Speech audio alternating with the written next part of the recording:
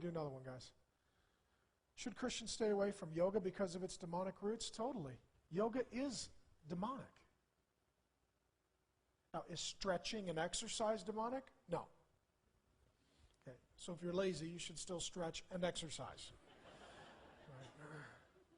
But here's yoga. Yoga is Hinduism.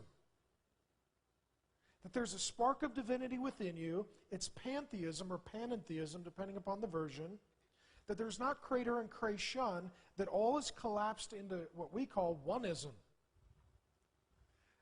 And the result is you don't go out to God, you go into self. And it's not about connecting to God through the mediatorship of Jesus. It's about connecting to the universe through meditation.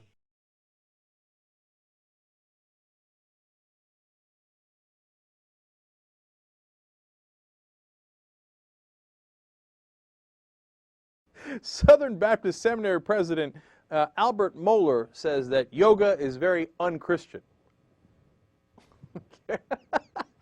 Okay, look. You know, he says that it has to do with meditation and some Eastern spirituality, and then so that's a problem. The yoga people aren't trying to take people away. It's not competition. They're not telling people not to go to church. They're just trying to do some upside-down dog positions, get in shape or something, get a little healthy. And so a lot of Christians across the country, there are some Christian yoga places, they're like, no, why are you driving away my business? No.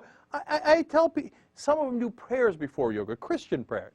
But do I have to defend this? No. Mohler says that he objects to, quote, the idea that the body is a vehicle for reaching consciousness with the divine. No, of course not. The body's totally unnatural. What's wrong with getting in touch with your body? Now, I'm not a yoga guy. I've talked about it on the show before. I can't get into those positions and have no desire to. But if somebody wants to, have at it, Hoss. Mohler says, quote, that's just not Christianity. Christianity, you don't give a damn about your body. You sit in that church and you give me money. I mean, we try to reach Jesus Christ in other ways, mainly through your donations. But nonetheless, you know what I'm talking about. Yes, I gave him a Southern accent. He's from the Southern Baptists. Okay? So, now, he's not alone, though. It's not just Christian conservatives, although it is a lot of them. Pat Robertson, for example, thinks yoga is, quote, kooky. Remind me to never criticize yoga again.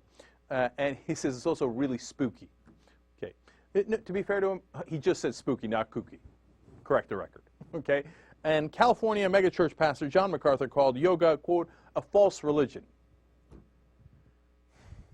Look, I'm sure some people do yoga for spiritual reasons.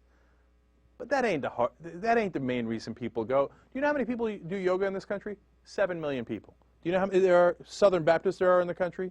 I'm sorry, 15.8 million do yoga. That's 7% of the adults in this country. You know how many people what percentage of the country are Southern Baptists? 6.7%. So there's actually more people doing yoga than Southern Baptists. Okay? But they're all not alone, because here come the Muslims. Muslim clerics have banned yoga in places like Egypt, Malaysia, and Indonesia. These are the same guys that banned Lord of the Rings, because they think they're in real competition with these folks. They're like, oh, they start doing the yoga on the upside-down dog. All of a sudden, they're not going to believe our voodoo.